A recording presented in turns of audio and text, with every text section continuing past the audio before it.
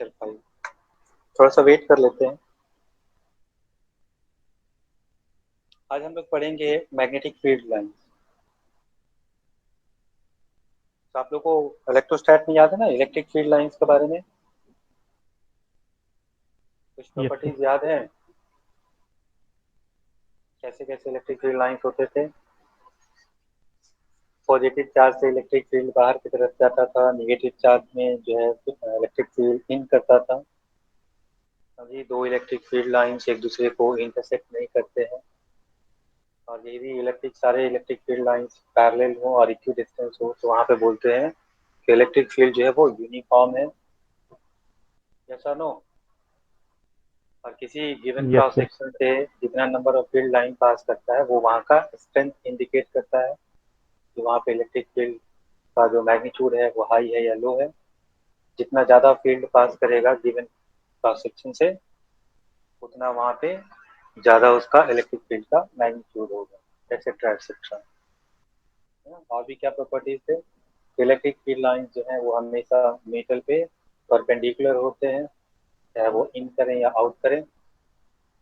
और मेटल के अंदर में इलेक्ट्रिक फील्ड लाइंस जीरो होते हैं। ये सारा कुछ याद है ना?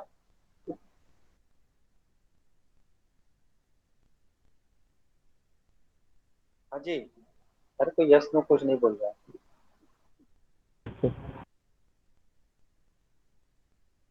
और भी क्या क्या थे? इलेक्ट्रिक फील्ड लाइंस जो है वो लूप कभी नहीं बनाता।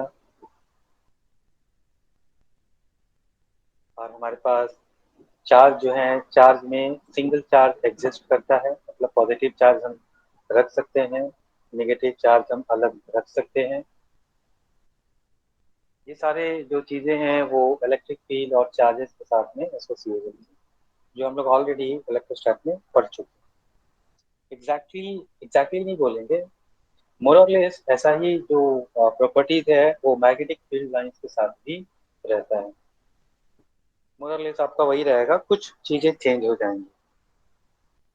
तो इलेक्ट्रिक फील्ड लाइंस आपको पता है तो आप उसके बेसिस पे मैग्नेटिक फील्ड लाइंस को भी डिफाइन कर सकते हो आराम से।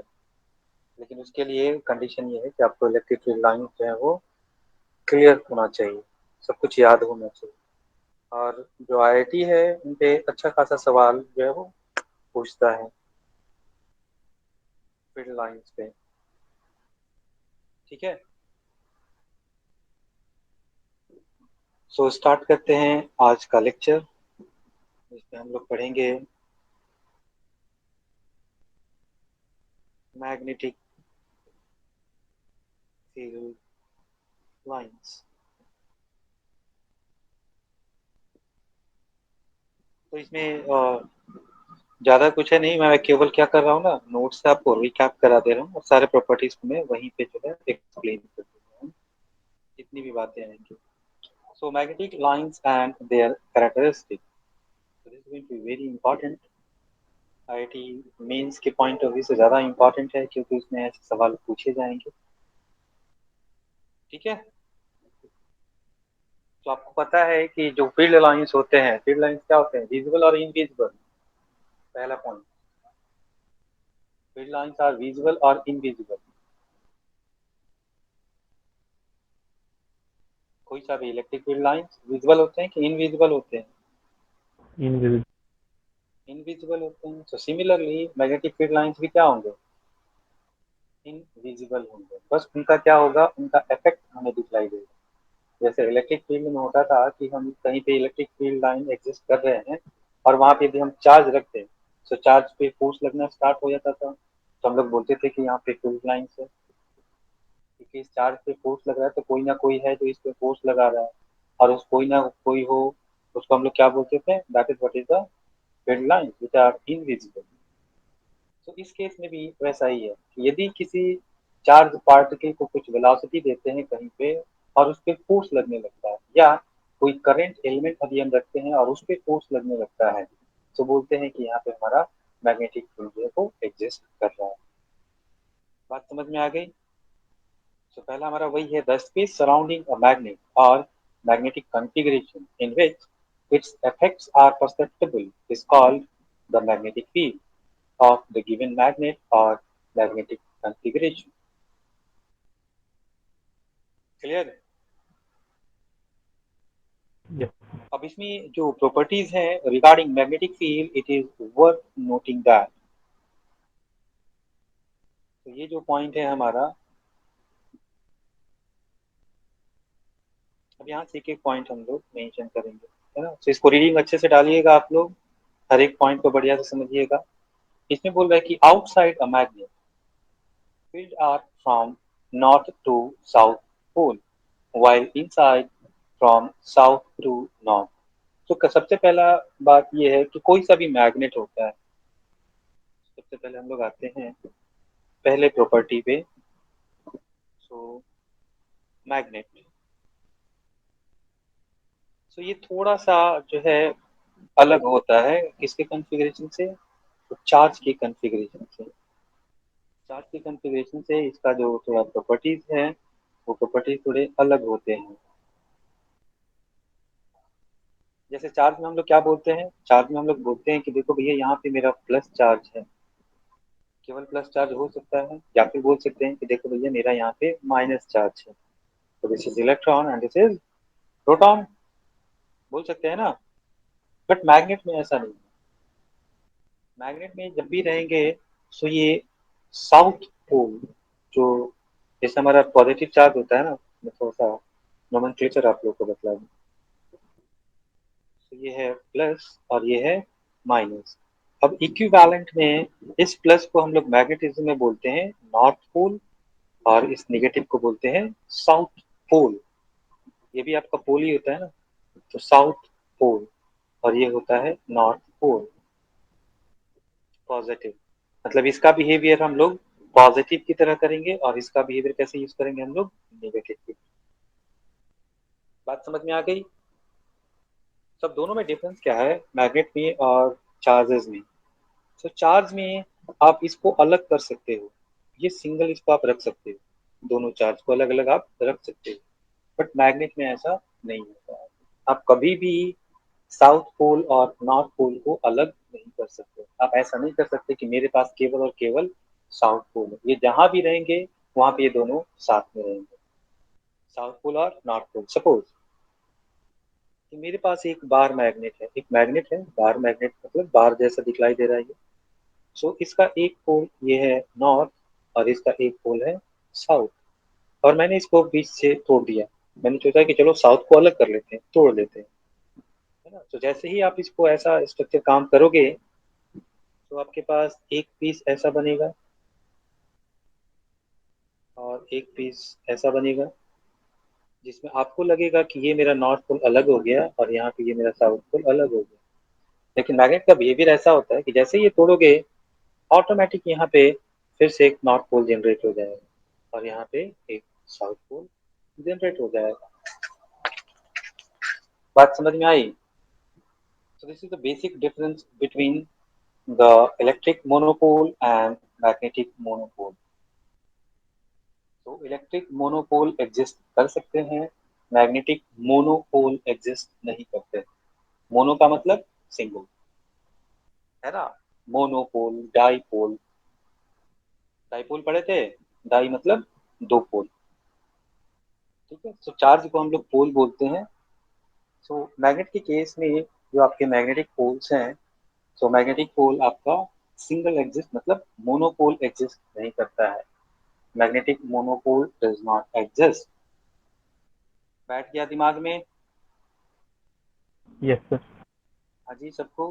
अब बात आती है कि किसी भी मटेरियल में से, जो हम लोग बात कर रहे थे पहले प्रॉपर्टी में, कि मेरे पास कोई एक मटेरियल है ना। इस मटेरियल का ये एंड नॉर्थ पोल है, let's assume that, and this end is your south pole. So बोला गया कि नॉर्थ, तो यहाँ के मटेरियल के बाहर में, ये मटेरियल है ना, तो मटेरियल के बाहर में जो मैग्नेटिक फील्ड लाइंस हैं वो नॉर्थ पोल से बाहर निकलेंगे, पॉजिटिव चार्ज की तरह, ठीक है। पॉजिटिव चार्ज से हमारा फील्ड लाइंस क्या होता है, बाहर की तरफ निकलता है ना। तो कुछ ऐसा ही बिहेवियर इसका भी होगा, और साउथ पोल पे मैग्नेटिक फील्ड लाइंस अंदर आते हैं।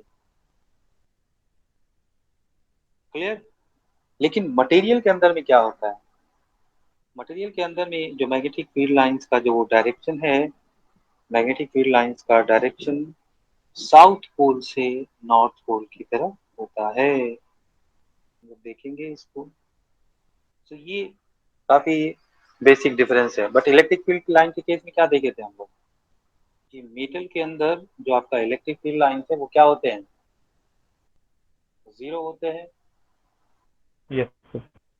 है ना। बट इस केस में जीरो बिल्कुल भी नहीं होता है। कोई यदि मैग्नेटिक मटेरियल है तो मैग्नेटिक मटेरियल के अंदर में मैग्नेटिक फील्ड लाइंस एग्जिस्ट करते हैं। This is what is the basic difference between magnetic field lines and electric field lines. याद रहेगा।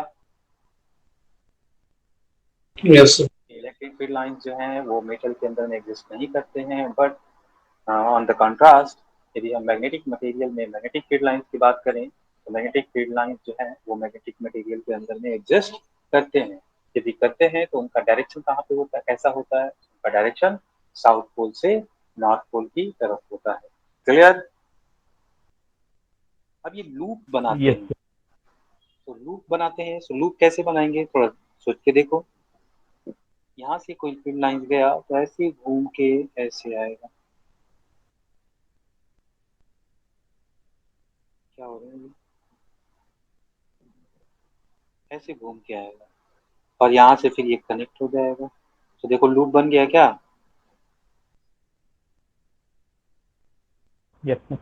और इलेक्ट्रिक फील्ड लाइन में लूप क्यों नहीं बनता था, क्योंकि इलेक्ट्रिक फील्ड लाइन में ये वाला पोर्शन एग्जिस्ट नहीं करता था, जिसके कारण यहाँ पे खत्म होता था, साउथ पोल पे आके खत्म हो जाएगा और नॉर्थ पोल से स्टार्ट होगा। तो ये लूप बन ही नहीं सकता क्योंकि ये बीच का जो पोर्शन है ये खाली रहता था, यहाँ पे फील्ड एग्जिस्ट नहीं करता था, जिसकी वजह से ये लूप नहीं बना पाता electric field line. But magnetic field lines में चूंकि इनसाइड जो आपका मटेरियल है, मटेरियल के अंदर में हमारा मैग्नेटिक फील्ड लाइन एग्जिस्ट करता है, that is why they are going to make a loop. बात क्लियर है। देखो डायरेक्शन भी आपका लूप का मतलब क्या हो गया कि डायरेक्शन आपका कंसिस्टेंट होना चाहिए। देखो कंसिस्टेंट है। हाँ जी, बात समझ में आ गई। तो जो पहला पॉइंट हम लोग यहाँ पे डिस्कस कर रहे थे, तो पहला पॉइंट हमारा ये था कि आउटसाइड अ मैग्नेट, मैग्नेट के बाहर में field are from north pole to south pole. Clear. North pole से घूम के ये साउथ पोल पे आएगा, while inside from south to north. Clear. That is magnetic lines are closed curves, that is they appear to converge or diverge at poles। मतलब ऐसा लगता है कि ये कन्वर्ज हो रहे हैं और डाइवर्ज हो रहे हैं। तो थोड़ा सा डायग्राम देखो, यहाँ पे कहाँ से कन्वर्ज होगा, तो ये सारे फील्ड लाइंस आके यहाँ पे कन्वर्ज होंगे। यस और नो। तो कन्वर्ज Yes, कहाँ पे होंगे, साउथ पोल पे। और यहाँ से क्या होगा, यहाँ से they are going to exit, so this is going to be diverge। तो ऐसा लगता है कि नॉर्थ पोल से जो फील्ड लाइंस हैं वो डाइवर्ज हो रहे हैं और साउथ पोल पे आके ये कन्वर्ज हो रहे हैं। बात क्लियर है।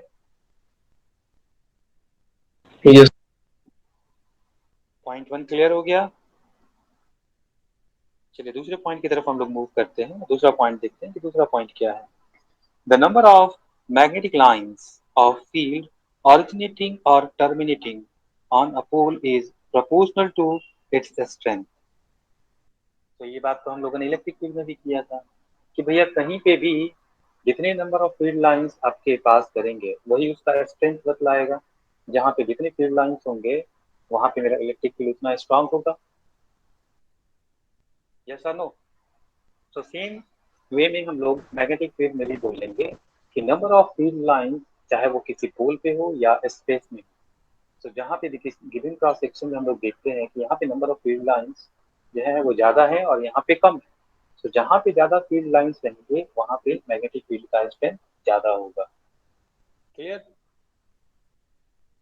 समझ yes, में आया आपका। जैसा इलेक्ट्रिक फील्ड में होता था वैसा ही मैग्नेटिक फील्ड में भी है, तो सेम टाइप का बिहेवियर है। क्लियर। उसके बाद ये एक स्टेटमेंट बड़ा इंपॉर्टेंट है, mu naught lines are assumed to be associated with a unit pole. Electric field में हम लोगों ने क्या बोला था कि यूनिट चार्ज से +1 कूलम से कितने इलेक्ट्रिक फील्ड लाइंस जनरेट होते हैं,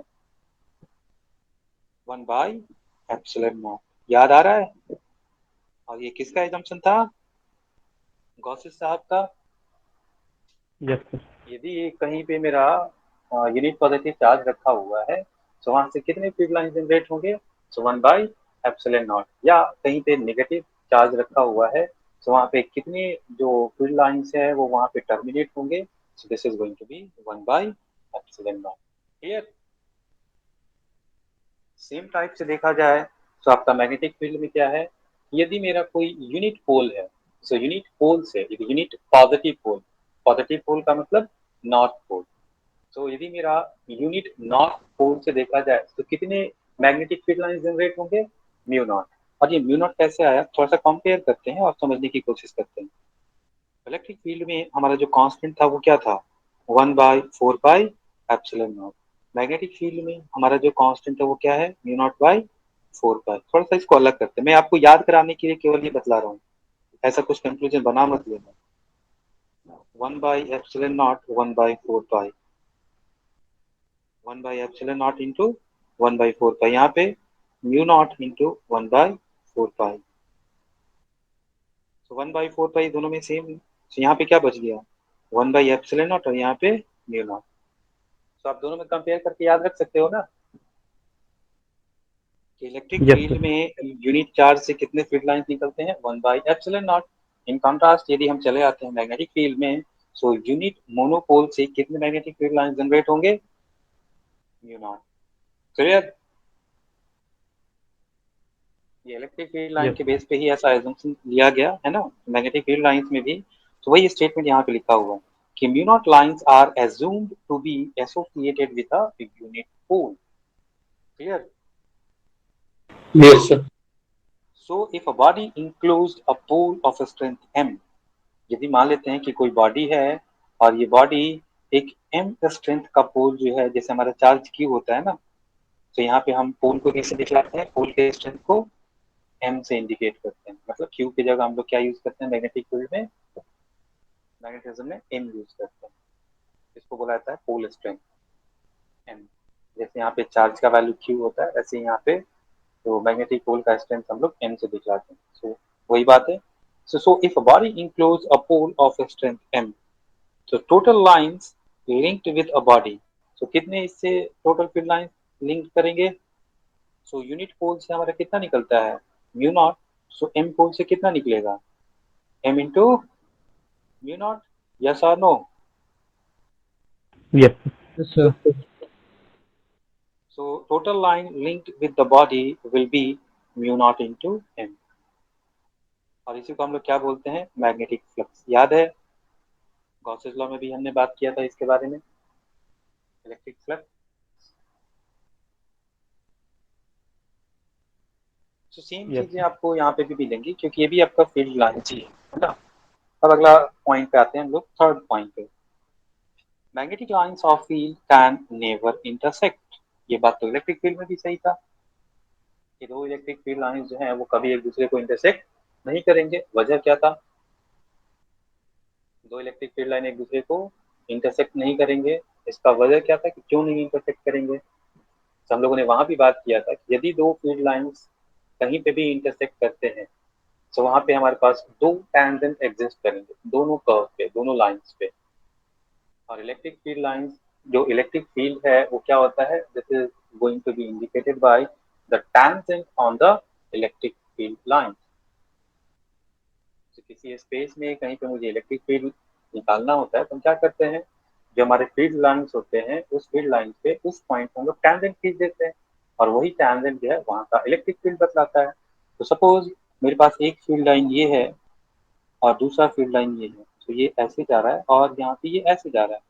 और इस पॉइंट पे यदि हम सपोज इलेक्ट्रिक फील्ड लाइन की बात करते हैं, तो इस पॉइंट पे यदि हम देखें, तो इस लाइन के अकॉर्डिंग यहाँ पे इलेक्ट्रिक फील्ड लाइन ऐसा होना चाहिए, बट इस फील्ड लाइन के कारण देखें तो इलेक्ट्रिक फील्ड लाइन ऐसा होना चाहिए। तो किसी एक पॉइंट पे इलेक्ट्रिक फील्ड के दो डायरेक्शन एग्जिस्ट नहीं कर सकते, है ना। तो किसी पॉइंट पे इलेक्ट्रिक फील्ड का डायरेक्शन एक सिंगल डायरेक्शन होता है। That is why two electric field lines never ever going to cross from the same line. Magnetic field lines के साथ यही बात होती है कि दो मैग्नेटिक फील्ड लाइंस कभी भी एक दूसरे को इंटरसेक्ट नहीं करेंगे। क्लियर है? Yes. Because if they intersect at a point, intensity at that point will have two directions, which is absurd. Clear? तो ये पॉइंट आपका इलेक्ट्रिक फील्ड लाइन से मिलता जुलता है, ये पॉइंट इलेक्ट्रिक फील्ड से मिलता जुलता है, ये थोड़ा अलग है, ये उसका उल्टा है। उल्टा क्या है? मतलब उससे एक्सटेंडेड है। तो पहला पॉइंट अलग है, दूसरा सेम है, तीसरा सेम है, चौथा पॉइंट देखते हैं। तो चौथा पॉइंट में हम लोग क्या बात करेंगे? सो magnetic lines of field have a tendency to contract longitudinally like a stressed elastic string, produce attraction between opposite poles and repel each other laterally. ये बात तो हम लोग किस में देखे थे? इलेक्ट्रिक फील्ड लाइन में भी। तो इस लाइन में बोला क्या जा रहा है कि यदि सेम पोल हो तो सेम पोल क्या करेंगे? एक दूसरे को रिपेल करेंगे, और यदि अपोजिट पोल हो तो एक दूसरे को क्या करेंगे? अट्रैक्ट करेंगे। ये आपने एक्सपीरियंस भी किया होगा मैग्नेट के केस में। तो मैग्नेट रखोगे तो उसके एक साइड से उसको टच करोगे तो वो चिपक जाएगा, और दूसरे साइड से वो उसको रिपेल करता है। यदि आपके पास दो मैग्नेट होंगे घर पे तो आप इसको चेक भी कर सकते हो। ठीक है? So same poles are going to repel each other और opposite poles are going to attract each other।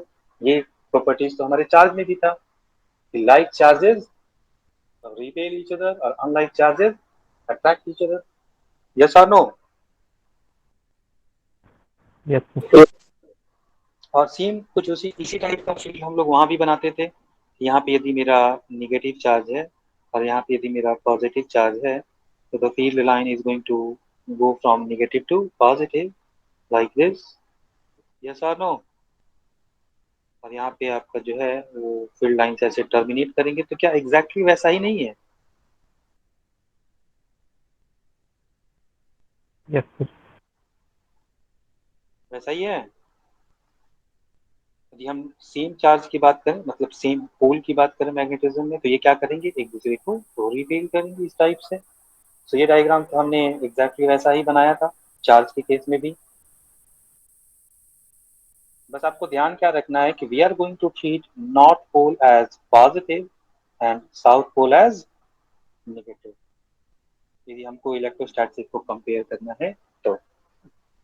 यदि इलेक्ट्रोस्टैट का आपको प्रॉपर्टीज पता है तो आप उसी को यहाँ पे क्या कर सकते हो? इम्पोज कर सकते हो, और इम्पोज करके बहुत सारी बातें जो है आप जान सकते हो।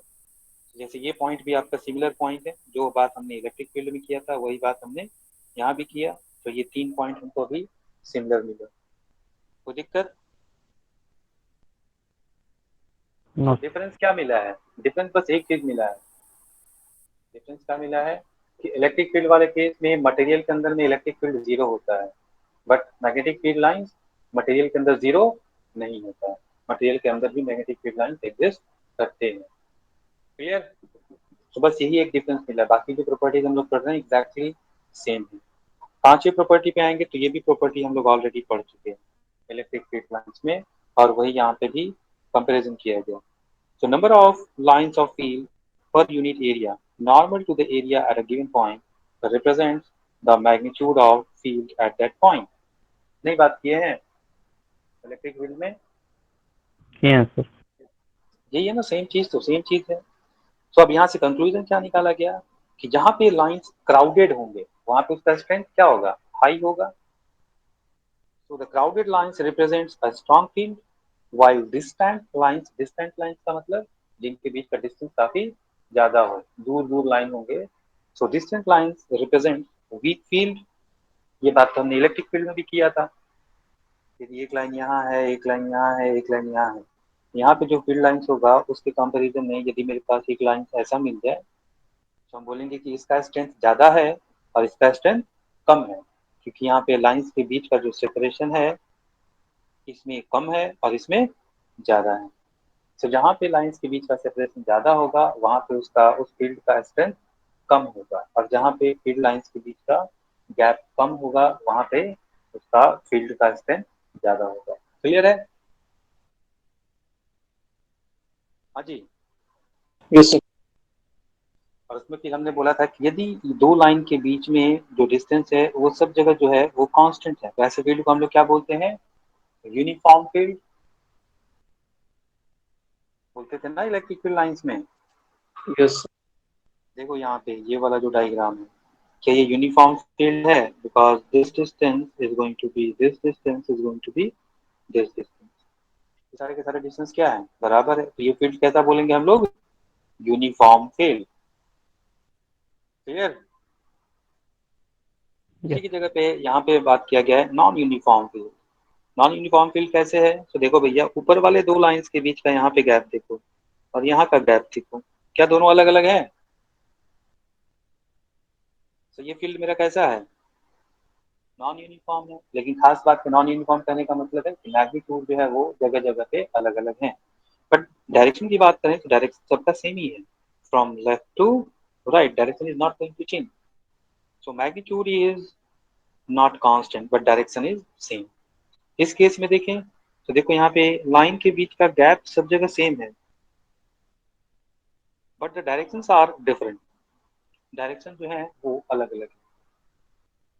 सो डायरेक्शन इज नॉट कांस्टेंट, क्योंकि इस पॉइंट पे देखें तो डायरेक्शन ऐसे है, इस पॉइंट पे देखें तो डायरेक्शन ऐसे है, और कहीं पे देख लें इस टाइम पे देखें तो यहाँ पे डायरेक्शन ऐसे, मतलब डायरेक्शन जो है मैग्नेटिक फील्ड लाइन का वो चेंज कर रहा है। तो डायरेक्शन इसका कांस्टेंट नहीं, direction is not constant. Clear? अब इस वाले डायग्राम में देखें तो यहाँ पे ये गैप भी अलग अलग है, दिखाई देता गैप? तो गैप भी अलग है, मतलब मैग्नीट्यूड अलग अलग है। और उसके बाद डायरेक्शन देखें तो डायरेक्शन भी अलग अलग है। यस और नो? तो yes sir magnitude and direction are not constant. So field lines को देख के इतना कंक्लूजन तो आप लोग निकाल ही सकते हो कि कौन सा फील्ड लाइन जो है वो यूनिफॉर्म है, कौन सा नॉन यूनिफॉर्म है, किस में डायरेक्शन कांस्टेंट है, किस में मैग्नीट्यूड कांस्टेंट है, किस में डायरेक्शन अलग है, किस में मैग्नीट्यूड अलग है। निकाल लोगे ना इतना डायग्राम देख के? यस सर और ये पॉइंट जो है वो सिमिलर है, ऐसा ही बात हम लोग इलेक्ट्रिक फील्ड में भी किए थे। सो नथिंग न्यू, कोई इसमें नई बात नहीं है। ठीक है? और ये बात भी आपका इलेक्ट्रिक फील्ड का सेम है। In a region of space where there is no magnetic field there will be no lines of field. बात सही है। यहाँ पे कोई मैग्नेटिक फील्ड है ही नहीं तो वहाँ पे फील्ड लाइंस एग्जिस्ट करेगा क्या? फील्ड लाइंस होने का मतलब है कि वहाँ पे फील्ड है। यदि फील्ड लाइन नहीं है तो वहाँ पे कोई मैग्नेटिक फील्ड नहीं है। So this is why at a neutral point, neutral point के बारे में बात की थी इलेक्ट्रिक फील्ड में। यस न्यूट्रल सर पॉइंट क्या होता है? जहाँ पे नेट इलेक्ट्रिक फील्ड जीरो हो। सो वैसे ही न्यूट्रल पॉइंट मैग्नेटिक फील्ड में क्या होगा? जहाँ पे नेट मैग्नेटिक फील्ड जीरो हो। तो यदि नेट मैग्नेटिक फील्ड जीरो है तो वहाँ पे कोई मैग्नेटिक फील्ड लाइन एग्जिस्ट नहीं करेगा। बात clear? So at a neutral point where the resultant field is zero, there cannot be any line of field. तो ये भी आपका कॉपी पेस्ट है इलेक्ट्रिक फील्ड वाला। तो बहुत सारी बातें आपको जो है वो रिपीटेड मिलेंगी। तो जैसा बिहेवियर इलेक्ट्रिक फील्ड लाइंस का होता है वैसा ही बिहेवियर आपका मैग्नेटिक फील्ड लाइंस का भी होता है। कुछ नया बात आपको एक आध दो को छोड़ के बाकी सारी चीजें जो है वो सेम रहेंगी। ठीक है? उसके बाद है magnetic field lines. Magnetic lines of field originates from or enter in the surface of a magnetic material at any angle. This is going to be very different. ये थोड़ा सा अलग है। हम लोग उसमें क्या बोलते थे इलेक्ट्रिक फील्ड लाइंस में? यदि मेरे पास कोई मटेरियल है, तो इस मटेरियल मतलब कंडक्टर है, so electric field always going to be perpendicular to this surface. याद यस है ना? कोई भी यदि सर ऑर्बिट शेप भी है, सो इलेक्ट्रिक फील्ड जब भी आएगा यहाँ पे, so this is going to fall perpendicularly. But magnetic field line के साथ ऐसा कोई केस है ना, ऐसा कोई उस पे बाउंडेशन नहीं है कि वो 90 डिग्री पे है, तो वो किसी भी एंगल पे आ सकता है।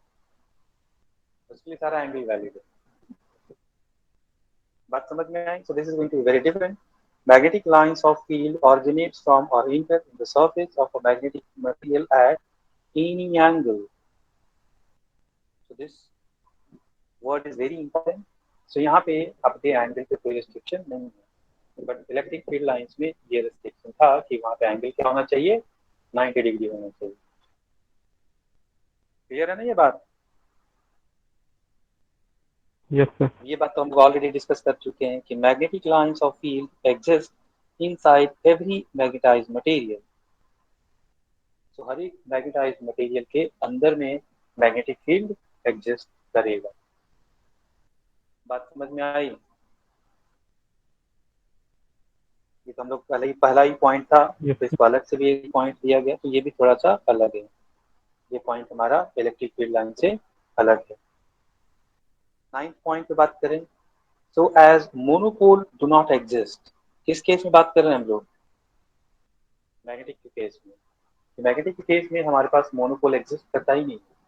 जब भी रहेगा तो आपके क्या रहेंगे, नॉर्थ पोल साउथ पोल हमेशा क्या रहेंगे, साथ रहेंगे।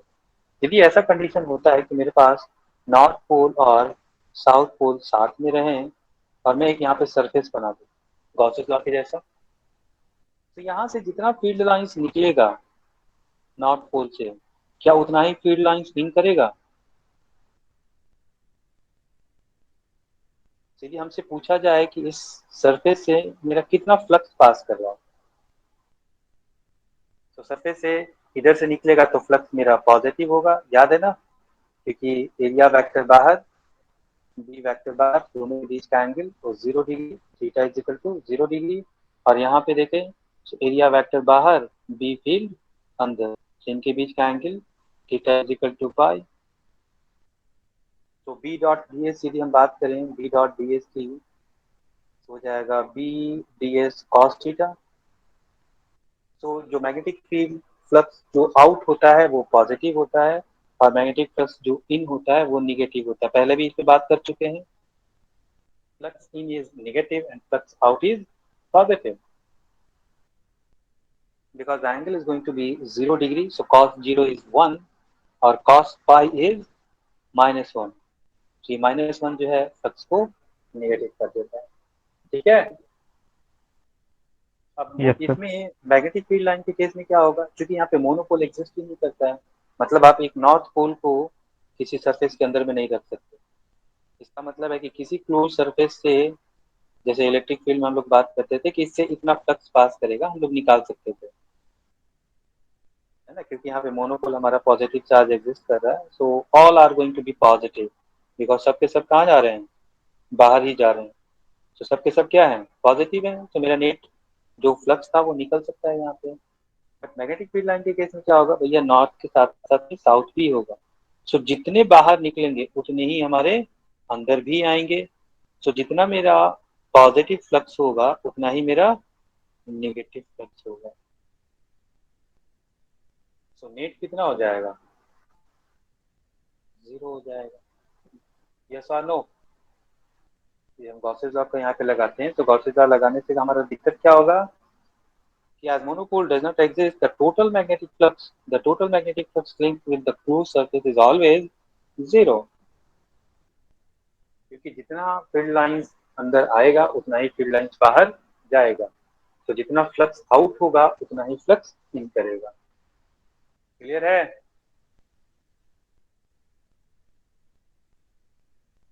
Yes sir. हाँ जी, क्लियर है ना? तो मैग्नेट में हमेशा हमको क्या मिलेगा, मैग्नेटिक डाइपोल ही हमेशा रहेंगे, मैग्नेटिक मोनोपोल हमारे पास एग्जिस्ट नहीं करेगा। तो जो चार्ज वाला जो कंडीशन था हमारा, एक चार्ज यहाँ रख दिया, एक चार्ज वहां रख दिया, एक चार्ज वहां रख दिया, कॉम्बिनेशन बना दिया, तो आप इलेक्ट्रिक फील्ड किसी पॉइंट पे निकालो, तो वैसे प्रॉब्लम्स हमको मैग्नेटिक फील्ड में देखने को नहीं मिलेंगे। मैग्नेटिक फील्ड में कैसे प्रॉब्लम देखने को मिलेंगे, एक डाइपोल यहाँ रख दिया, एक डाइपोल यहाँ रख दिया, इन दोनों के कारण आप किसी पॉइंट पे मेरे को मैग्नेटिक फील्ड बदला। तो मैग्नेटिक फील्ड में हम लोग हमेशा डाइपोल के साथ बात करेंगे, क्योंकि यहाँ पे आप दोनों पोल को अलग अलग कर ही नहीं सकते, जहां भी रहेगा ये दोनों एक साथ रहेगा। ठीक है। And this law is called Gauss's law of magnetism. कौन सा लॉ? जी, कि किसी क्लोज सरफेस से जो है आपका मैग्नेटिक फ्लक्स जो है सरफेस से आपका 0 होगा। This law is called Gauss's law of magnetism. याद रहेगा?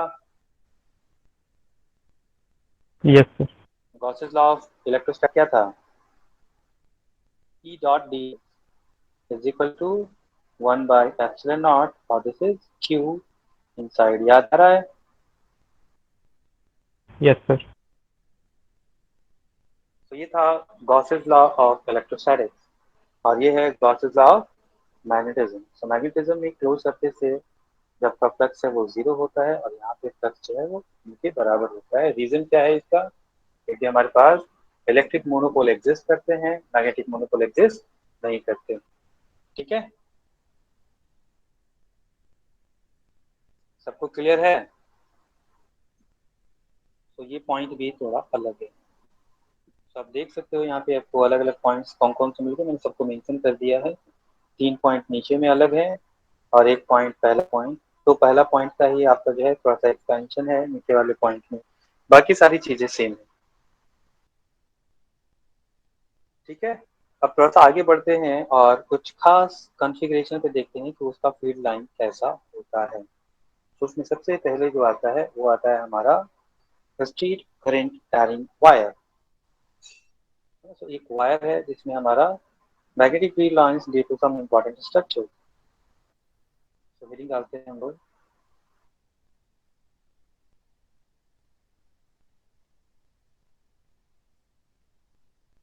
Magnetic field lines due to some important structure. ठीक है, इसमें पहला बात करेंगे हम लोग straight conducting infinite wire. Infinite या वो सिंपल सा वायर हो, सब में वही सेम होगा। स्ट्रेट कंडक्टिंग वायर, तो इसका थोड़ा डायग्राम पर हम बना लेते हैं। तो मेरे पास एक ऐसा वायर है जिसमें करंट ऐसे जा रहा है। तो इसमें जो मैग्नेटिक फील्ड लाइंस होते हैं वो सर्कुलर होते हैं। कैसे होंगे? सर्कुलर। और बात आती है कि अच्छा ठीक है सर्कुलर होते हैं, तो इसमें डायरेक्शन कैसे होगा? तो डायरेक्शन यहाँ पे हम लोग स्क्रू रूल से डिफाइन करते हैं। तो स्क्रू को उस डायरेक्शन में घुमाते हैं ताकि जो उस स्क्रू का मूवमेंट है वो इस करंट के डायरेक्शन में हो। तो थोड़ा देखो तो, मैं यहाँ पे एक स्क्रू रखूँ, है ना, एक यहाँ पे मैं स्क्रू रखूँ, सो इस स्क्रू को मुझे किस डायरेक्शन में घुमाना पड़ेगा ताकि मेरा जो स्क्रू का मूवमेंट है वो इस करंट के डायरेक्शन में हो। क्या मुझे, यदि मैं नीचे से देख रहा हूँ, यदि मैं नीचे से देख रहा हूँ तो मुझे किधर घुमाना पड़ेगा? क्या इस डायरेक्शन में घुमाना पड़ेगा? देखो तो कौन सा सेंस होगा ये, क्लॉकवाइज? Yes, sir. यस और नो? ठीक है, तो इस लूप Yes, पे sir. जो हम लोग दिखलाएंगे तो बोलेंगे कि यहाँ पे जो मेरा बी फील्ड है ये कैसे एग्जिस्ट करेगा, नीचे से देखने पे क्लॉकवाइज। तो यहाँ पे जितने भी हमारे मैग्नेटिक फील्ड लाइंस एग्जिस्ट करेंगे उन पे डायरेक्शन इसी टाइप से होगा। तो आप डायरेक्शन निकाल सकते हो। हाँ जी, Yes, sir. यस ये सर। निकल जाएगा ना कि कैसे मैग्नेटिक फील्ड का। तो आपको क्या यूज करना है? Right hand screw rule. Right hand screw rule में स्क्रू को इस तरीके से घुमाना है कि स्क्रू का मूवमेंट जो है वो करंट के डायरेक्शन में हो। और करंट के डायरेक्शन में मूवमेंट होने के लिए स्क्रू जिस डायरेक्शन में घुमाओगे उस कर्व पे मैग्नेटिक फील्ड लाइन जो है वो उसी डायरेक्शन में होगी। याद रहेगा? Yes, sir. चलो तो ये पहला चीज हुआ। दूसरा देखते हैं इम्पोर्टेंट जो है हमारा, दूसरा हम लोग देखेंगे सर्कुलर करंट फ्लो।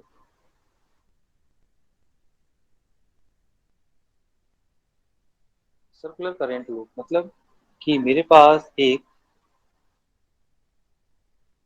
ऐसा सर्कल है, और इस सर्कल में करंट हमारा सपोज इस डायरेक्शन में मूव कर रहा है।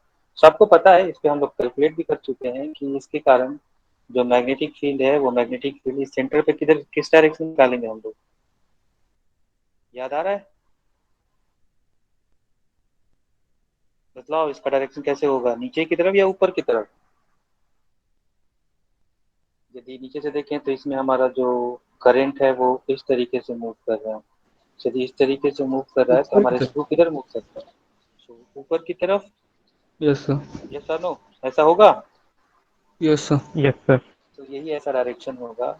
और यहाँ पे जो मैग्नेटिक फील्ड लाइंस हैं वो कुछ इस टाइप से हम लोग दिखलाएंगे।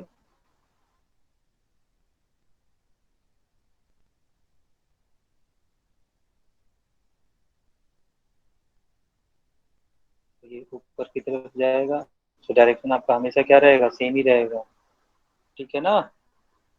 Direction is not going to change. और यहाँ पे ये भाई साहब लूप बनाते हैं।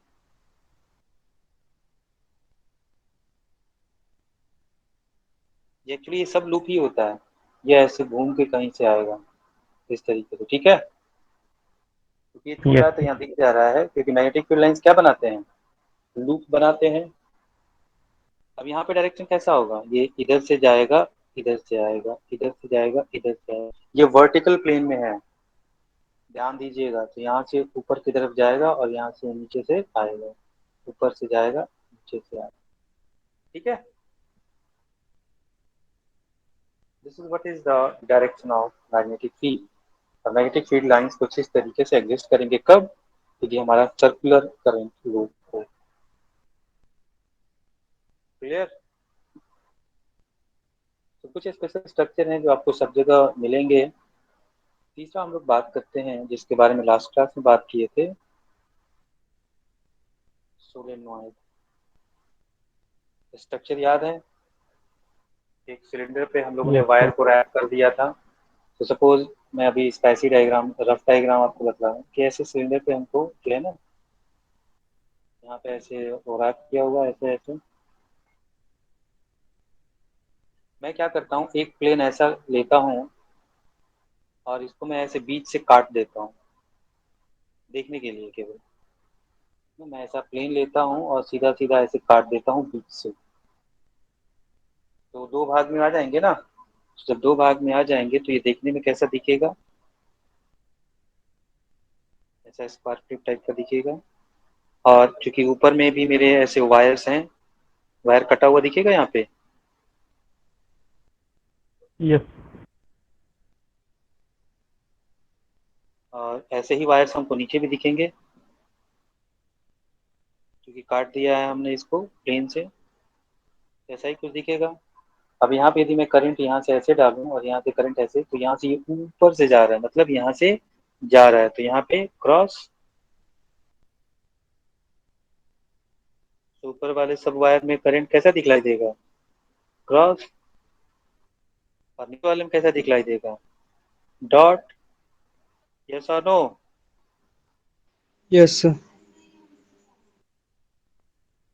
अब इसके कारण जो आप बतलाओ कि इस मैग्नेटिक फील्ड का डायरेक्शन कैसा होगा।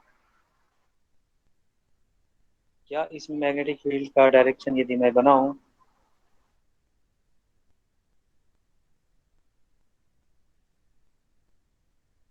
हमने लास्ट क्लास में भी किया था, क्या ऐसा होगा? क्योंकि यहाँ पे आप देखोगे तो लूप ये कैसे जा यस रहा है, सर। ये इस तरीके से जा रहा है, मतलब करंट लूप ऐसा है। सो इसमें कुछ इस टाइप से करंट फ्लो कर रहा है। और इस टाइप से जब करंट फ्लो करे तो मैग्नेटिक फील्ड किधर होगा, क्या इस डायरेक्शन में होगा? हाँ जी, इस डायरेक्शन में यदि हम मूव करते हैं, सो हमारा मूवमेंट इस डायरेक्शन में होता है। तो this is the direction of B. Clear? Yes sir. तो इसमें हम दो बात कर सकते हैं। तो पहला बात कर सकते हैं, हमने सोलनॉइड के केस में दो बात किया था, एक बात किया था आइडियल का और दूसरा बात किया था रियल का, याद है? और आइडियल केस में हमने देखा था कि इसके अंदर में जो मैग्नेटिक फील्ड्स हैं वो क्या होते हैं, यूनिफॉर्म होते हैं। They are going to be uniform, मतलब they are going to be separated at the same distance. और यहाँ पे बी का वैल्यू यदि आपको याद भी होगा तो हमने बताया था कि म्यू नॉट एन आई होता है। याद आ रहा है? Yes sir. तो म्यू नॉट एन आई जो है यहाँ पे एग्जिस्ट करता है। यदि हम लोग, ये आइडियल केस है, कौन सा केस है, आइडियल केस है। और यदि हम लोग देखें तो बाहर भी निकलेगा, ऑब्वियसली ये सारे बाहर भी निकलेंगे। बट ये पूरा का पूरा आइडियल सिचुएशन है जिस पे प्रॉब्लम हम लोग इसी बेस पे बनाएंगे, आइडियल कंडीशन पे ही बनाएंगे। हम लोगों को रियल पे बात नहीं करना। रियल केवल आपके थ्योरेटिकल क्वेश्चंस पूछे जा सकते हैं रियल पे, रियल और आइडियल को डिफरेंशिएट करने के लिए। लेकिन प्रॉब्लम जो आपको न्यूमेरिकल प्रॉब्लम मिलेंगे, न्यूमेरिकल प्रॉब्लम सब इसी पे मिलेगा। तो थ्योरेटिकली आपको डिफरेंशिएट करने के लिए आइडियल और रियल के बारे में सवाल पूछा जा सकता है। ठीक है, इसलिए रियल का कॉन्सेप्ट होना जरूरी है। तो मान लिया कि हमने एक रियल जो है वो ऐसा सोलेनॉइड ले लिया। तो इसमें जो फील्ड लाइंस है, आपको कैसे फील्ड लाइंस देखने को मिलेंगे? इसमें फील्ड लाइंस आपको देखने को मिलेगा कि ये यहाँ से ऐसे सेंटर से तो जाएगा ही जाएगा। तो यहाँ से ये कर्व टाइप के बनेंगे और यहाँ पे ये ऐसे लूप बनेगा।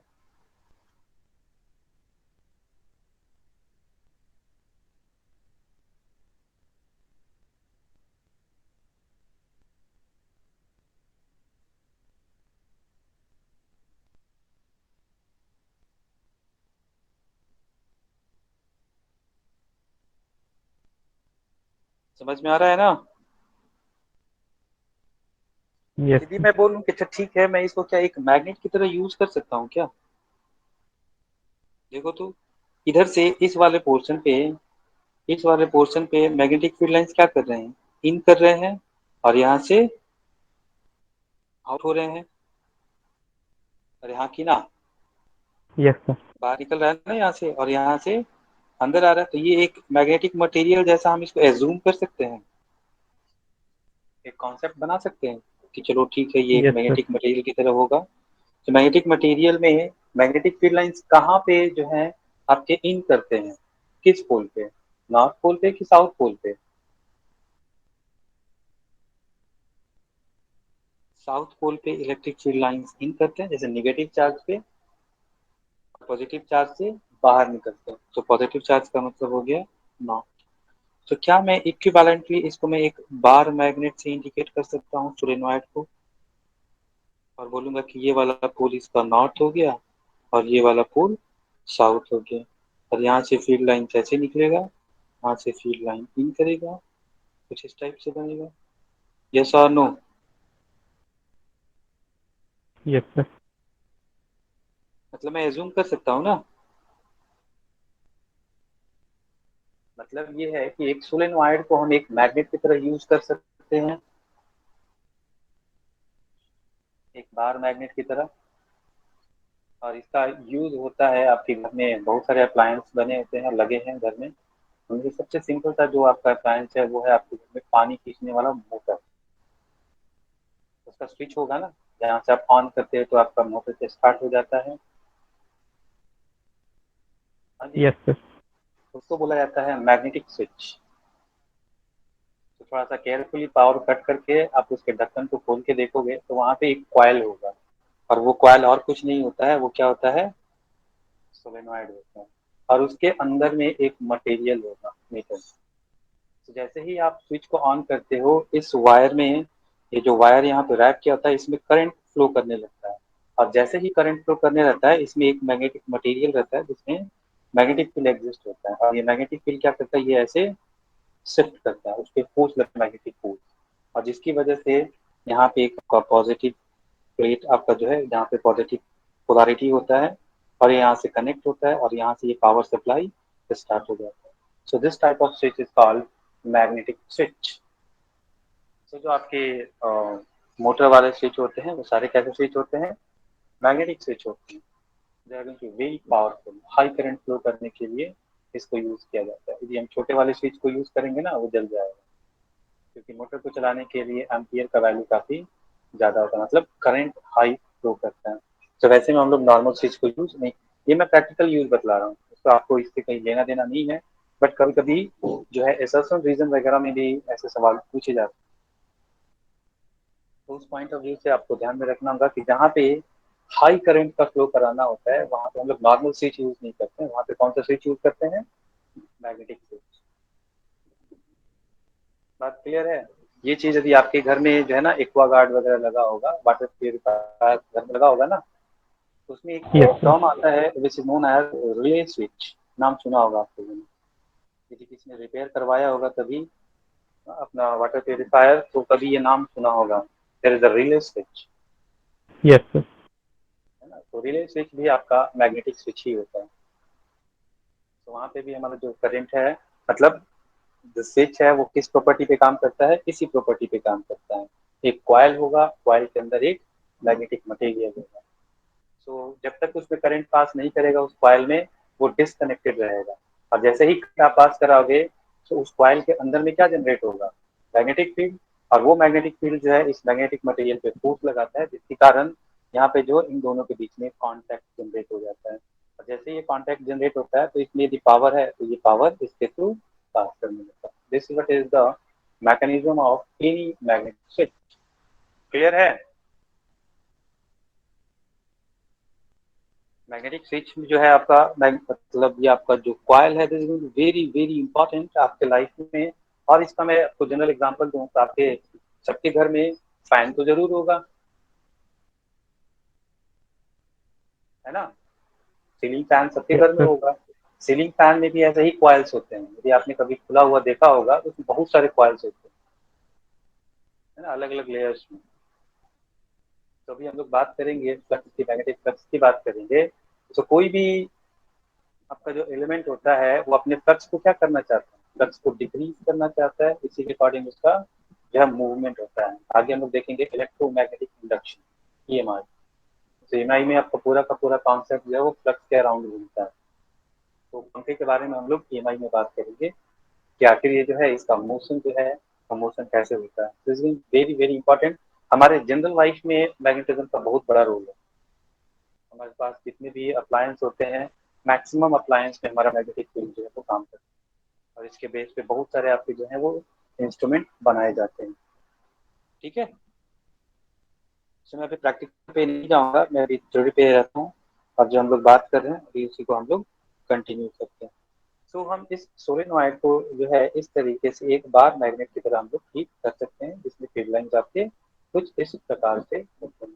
ठीक है। तो ये कुछ खास स्ट्रक्चर थे जिसमें हमें फील्ड लाइंस जो है वो हमें जानना होता है। तो वापस फिर से हम लोग अपनी नोट पे आते हैं और देखते हैं कि आगे क्या क्या बातें हैं। तो straight current carrying wire clear है, डायरेक्शन दिखलाई दे रहा है। Yes sir. ये किसका बात की है हम लोग, सर्कुलर कॉइल का। ये किसका बात की है हम लोग, सोलेनॉइड का। देखो इसमें ऊपर में डॉट है, नीचे में क्रॉस है, तब इसका डायरेक्शन लेफ्ट टू राइट है। ऊपर में क्रॉस, नीचे में डॉट, तो ऐसा। और ये कैसा कंडीशन है, आइडियल का कंडीशन है। आइडियल में मैग्नेटिक फील्ड क्या होगा, यूनिफॉर्म होगा। आप देख सकते हो यहाँ पे कि दो फील्ड लाइन के बीच का जो गैप है वो क्या है, कांस्टेंट है। तो ऐसा मैग्नेटिक फील्ड, ये किस टाइप का मैग्नेटिक फील्ड है, यूनिफॉर्म मैग्नेटिक फील्ड। बट इस केस में आप देखोगे तो सब जगह आपका यहाँ पे अलग अलग आपको गैप दिखलाई देंगे, और यहाँ पे आपकी लूप। तो ये आपका रियल सिचुएशन है। अब जो अगला कॉन्सेप्ट है, this is going to be very important, और थोड़ा सा इसका लिमिटेड रोल भी है, बट हमारे मैग्नेटिज्म में बड़ा काम आएगा। जैसे हम लोग गॉसेस लॉ का यूज करते थे ना, गॉसेस लॉ का यूज करके हम लोग कॉम्प्लिकेटेड कॉम्प्लिकेटेड स्ट्रक्चर का जो है वो इलेक्ट्रिक फील्ड निकाल सकते थे। जैसे सॉलिड स्फेयर है, तो सॉलिड स्फेयर के कारण हम लोगों ने निकाला था कि फिर ये अंदर में पूरा चार्ज डिस्ट्रीब्यूटेड है, तो इसके अंदर में इलेक्ट्रिक फील्ड जो है वो यहाँ पे कैसे वैरी करेगा। ग्राफ आप लोग को याद होगा, कुछ इस टाइप से ग्राफ हमने बनाया था, याद आ रहा है। when r is less than r is greater equal to r, तो इसमें हमने कौन सा थ्योरम यूज किया था, गॉसेस लॉ हमने यूज किया था यहाँ पे गॉसियन सरफेस वगैरह बना के। सब कुछ उसी टाइप का एप्लीकेशन आपका एमपीएस का भी सेम आपका कॉन्सेप्ट वैसा ही है। तो गॉसेस लॉ में हम लोगों ने डिफाइन किया था एक सरफेस इंटीग्रल। और सरफेस इंटीग्रल क्या था कि सरफेस पे हम लोग वेक्टर ई का एक छोटे से सरफेस के साथ उसका डॉट प्रोडक्ट लेंगे, और इसको हम पूरे क्लोज सरफेस पे निकालेंगे, याद है। Yes sir. और इसको हम लोग क्या बोलते थे, this is going to be known as surface integral. क्योंकि जो समेशन है, ये समेशन हम किस पे करते थे, सरफेस पे करते थे, कोई सा भी सरफेस हो ऐसा, तो बोलते थे कि इस ds से हम लोग ये क्वांटिटी निकालते हैं और इस पूरे सरफेस पे हम लोग इसको इंटीग्रेट करते हैं, मतलब छोटे छोटे एरिया से निकाल के सबको जोड़ देते हैं। सो this is what is the integration mean. यही होता है ना। और ये सरफेस कैसा होना चाहिए था मेरा, याद है आपको, क्लोज सरफेस होना चाहिए था। That surface should be Yes, sir. Close. और क्लोज होने का वजह भी मैंने बताया था कि हमारे फील्ड लाइंस जो है वो लीक नहीं करने चाहिए, फ्लक्स लीक नहीं करना चाहिए, तभी हम लोग वहाँ पे इक्वालिटी का कॉन्सेप्ट लगा सकते। कुछ वैसा ही कॉन्सेप्ट हम लोग यहाँ पे, तो यहाँ पे हम लोग बात करेंगे लाइन इंटीग्रल। वहाँ पे क्या बात किए थे, सरफेस इंटीग्रल। यहाँ पे बात करेंगे हम लोग लाइन इंटीग्रल। तो किसका लाइन इंटीग्रल, तो मैग्नेटिक फील्ड का।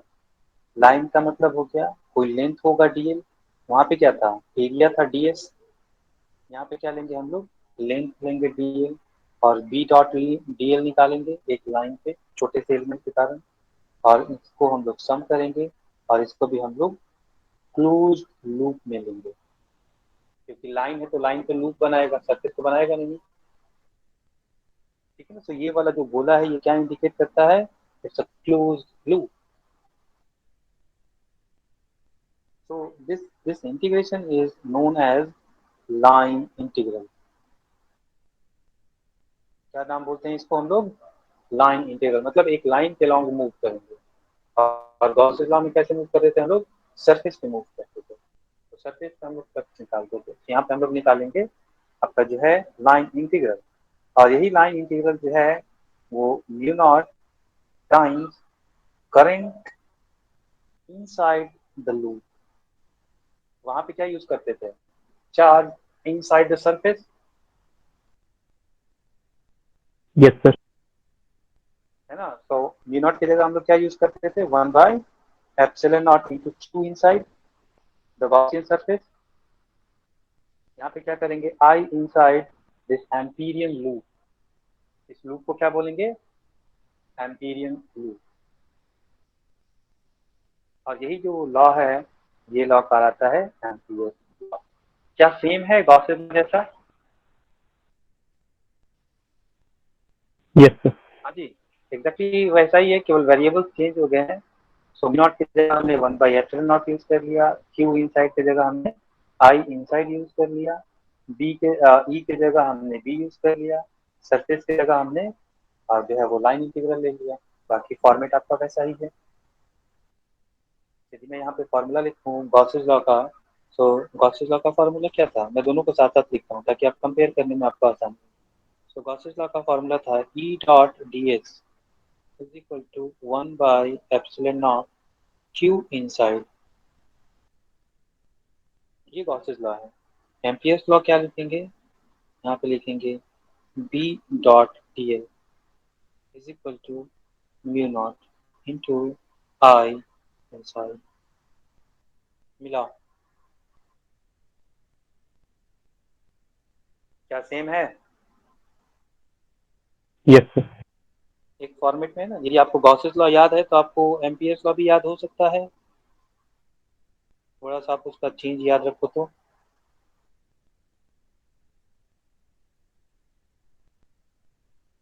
क्लियर, बस यही बात बोला गया है। This law is useful in finding the magnetic current under certain conditions of symmetry. ये सिमेट्री के केस में, क्योंकि हम लोग गॉसेस लॉ भी किस केस में यूज करते थे, सिमेट्री के केस में, अनसिमेट्री केसेस में उसको यूज नहीं कर सकते, है ना। So consider a fluid stream curve enclosing some current in conductor. मतलब ये वाला दिखलाया गया कि ये एक वायर है जिसको हमने इस लूप से इसको इंक्लोज किया, तो ये मेरा एम्पीरियन लूप है। ठीक है, so this loop is called Amperian loop. अब इस पे हम लोग लाइन इंटीग्रल लेंगे। सो यहाँ पे मेरा एक छोटा सा एलिमेंट है, this is your DL vector, और डीएल वेक्टर का आपको डायरेक्शन देखना है। So the line integral B dot DL taken along the closed curve is equal to mu naught times the total current crossing the area bounded by the curve। तो इस curve से जो मेरा ये एरिया बन रहा है, इस एरिया को जितना भी करंट क्रॉस करेगा वो करंट हम लोग यहाँ पे लिखेंगे। The formula is going to be integral of B dot D L is equal to mu naught I, where I is the total current algebraic sum crossing the area. Concept समझ में आया Ampere's law का? हम लोग इसको देखेंगे कि इसको यूज कैसे करना है। इससे हम लोग कुछ फार्मूला हम लोग डिराइव भी करेंगे, तो थोड़ा और क्लियर होगा। अभी फार्मूला आपका गॉसेस लॉ जैसा मिलता जुलता है ना? Yes, sir. So as a simple application of this law, we can derive the magnetic induction due to a long straight wire carrying current I. तो हम लोग निकालेंगे कि मेरे पास एक इनफाइनाइट वायर है जिसमें करंट I पास कर रहा है, तो उसके कारण R डिस्टेंस पे जो हमारा मैग्नेटिक फील्ड है वो क्या है, पहले निकाल चुके हैं। यदि कोई इनफाइनाइट वायर है जिससे करंट I पास करता है, तो इसके कारण D डिस्टेंस पे मेरा मैग्नेटिक फील्ड क्या था, बतलाओ? निकाला हुआ था mu naught I by 4 pi d sin theta 1 plus sin theta 2. अरे इनफाइनाइट वायर के कारण तो पहले mu naught I by Mu 2 पाई नहीं naught था, I. ये वाला था क्या? हाँ जी,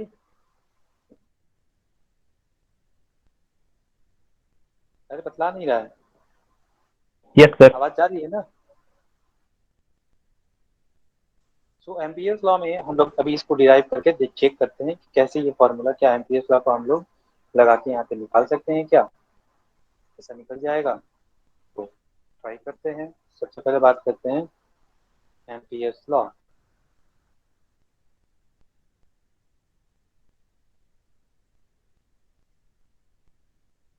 तो एम्पियर्स लॉ क्या बोलते हैं? एम्पियर्स लॉ बोलते हैं line integral B dot dl over a closed loop is going to be equal to mu naught times the current inside the loop।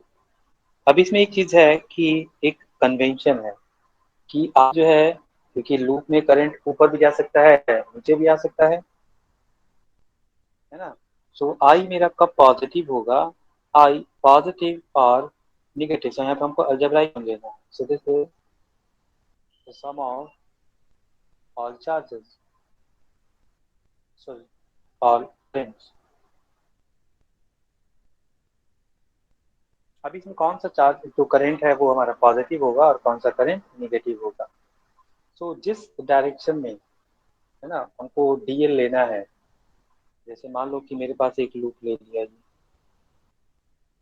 और इसमें मेंशन कर दूं कि ये डायरेक्शन जो है मेरा डीएल का होगा, मैं इस तरीके से मूव करूंगा।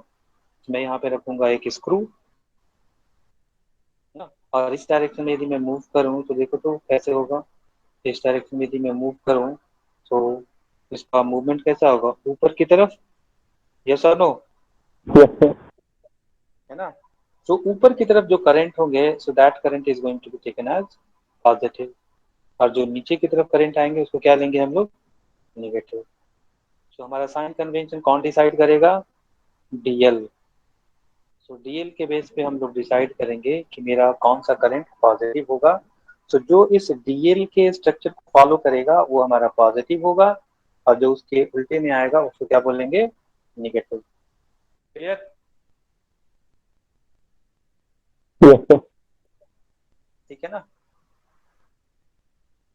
तो हम यहाँ पे यूज करते हैं, पहला कैलकुलेट करते हैं। तो magnetic field due to infinite current carrying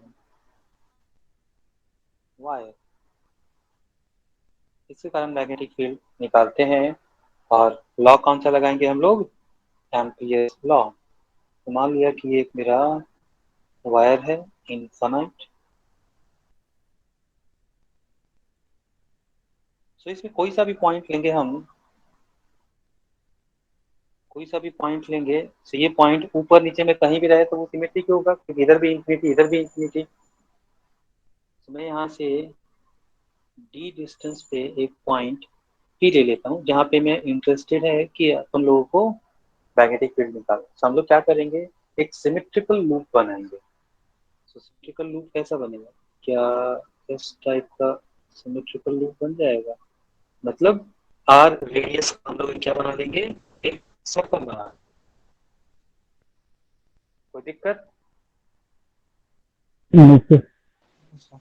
है ना। और अभी थोड़ी देर पहले हम लोगों ने क्या देखा था, यदि करंट का डायरेक्शन हमें पता हो तो यहाँ पे मैग्नेटिक फील्ड इसी लाइन में बनते हैं, ऐसे सर्कुलर लाइन बनाता है। और डायरेक्शन हम लोग कैसे डिसाइड करते हैं, तो इस करंट के मूवमेंट से। तो देखो, तो यहाँ पे मैग्नेटिक फील्ड का डायरेक्शन कुछ इस टाइप का होगा क्या। Yes sir. Yes sir. और इसी डायरेक्शन को यदि मैं जो अपना डीएल का डायरेक्शन बना लूँ, तो इसी को मैं डीएल का डायरेक्शन बना लेता हूँ, और मैं एक यहाँ पे छोटा सा एलिमेंट लेता हूँ DL, DL vector. So this is our DL vector, और बी भी इधर में है। So what is the value of B dot DL, what is the angle. So B भी इधर ही है और डीएल भी हमारा इधर ही है। So the angle between B and DL is 0 degree. Yes sir. So this is B DL cos 0, and this is simply going to be into dl। अब दूसरी बात देखा जाए कि बी का क्या स्टेटस है। तो ये पॉइंट डी पे, सारे पॉइंट्स इस वायर पे, इस लूप पे सभी डी डिस्टेंस पे है ना। और ये चूंकि सिमेट्रिक है, तो यहाँ पे जो मैग्नेटिक फील्ड का जो मैग्नीट्यूड होगा वो यहाँ भी सेम होगा, यहाँ पे भी सेम होगा, यहाँ पे भी सेम होगा। मतलब इस पूरे लूप पे जो मेरा बी है वो क्या रहेगा, कांस्टेंट रहेगा। जैसा हम लोग इलेक्ट्रिक फील्ड में देखते थे, गॉसियन सरफेस कैसा चूज करते थे कि हमारा उस सरफेस पे इलेक्ट्रिक फील्ड कांस्टेंट है, ताकि इंटीग्रेशन से बाहर आ जाए। याद है। Yes sir. तो कुछ ऐसा ही कॉन्सेप्ट हम लोग यहाँ पे भी लगाएंगे। अब यहाँ पे देखा जाए कि करंट ऐसा जा रहा है, तो इस करंट के डायरेक्शन में ही, इस एल के डायरेक्शन में घूमते हैं। तो ये करंट जो है वो पॉजिटिव लेंगे या निगेटिव लेंगे। देखो, तो अभी ऊपर में बात किया था ना, करंट का डायरेक्शन पॉजिटिव और निगेटिव। सो जिसमें ऐसे घूमते हैं और इसी डायरेक्शन में हमारा स्क्रू का मूवमेंट के डायरेक्शन में करंट हो, तो उसको पॉजिटिव लेते हैं। घूमो इस पे, जिस डायरेक्शन में डीएल लिया है, ऐसे घूमोगे तो करंट का डायरेक्शन ऊपर की तरफ ही आएगा। तो ये जो करंट है ये पॉजिटिव लेंगे या निगेटिव लेंगे।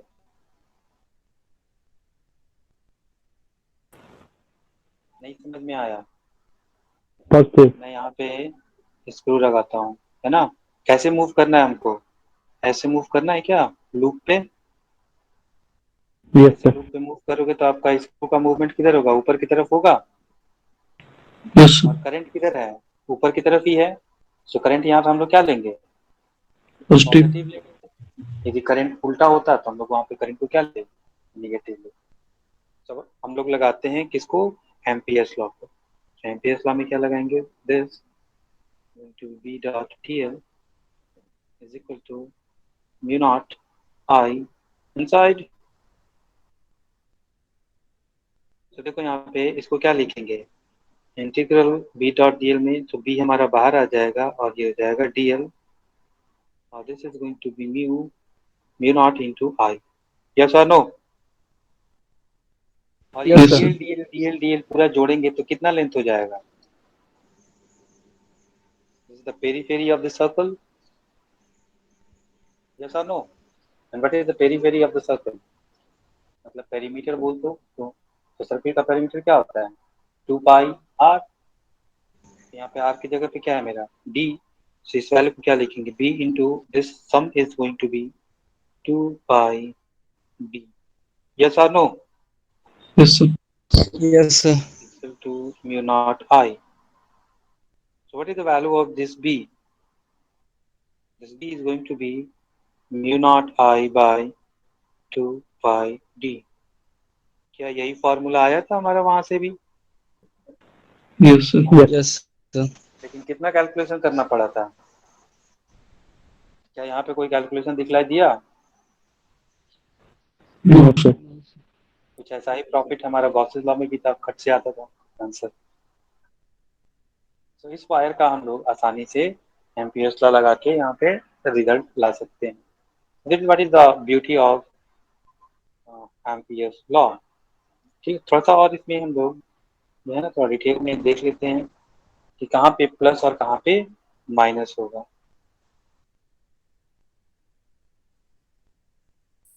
तो यहाँ पे साइन ऑफ करंट के बारे में बात किया गया है।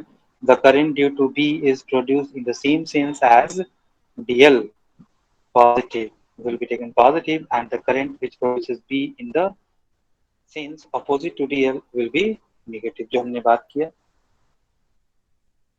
ये पॉइंट भी आप लोग पढ़ लेना कि इसका वैल्यू 0 है तो इसका डायरेक्ट मतलब ये नहीं है कि B 0 है।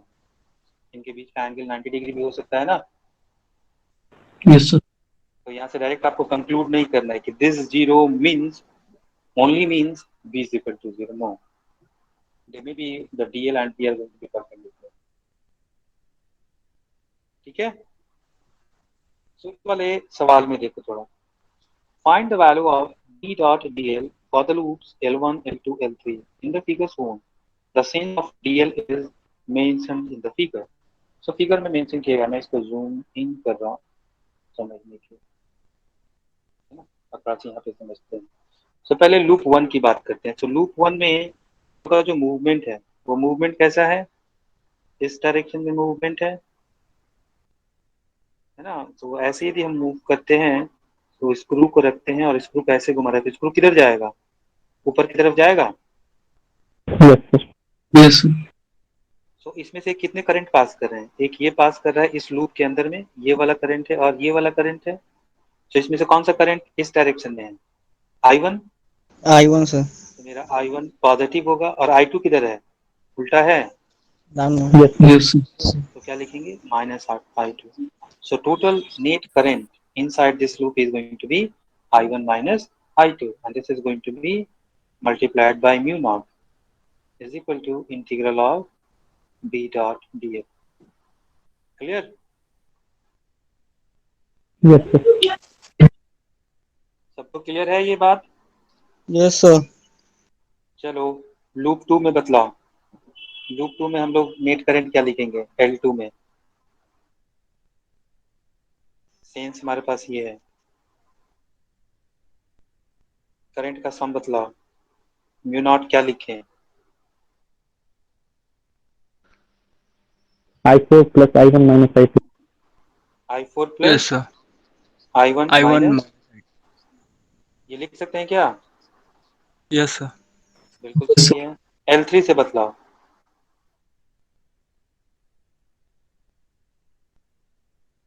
0.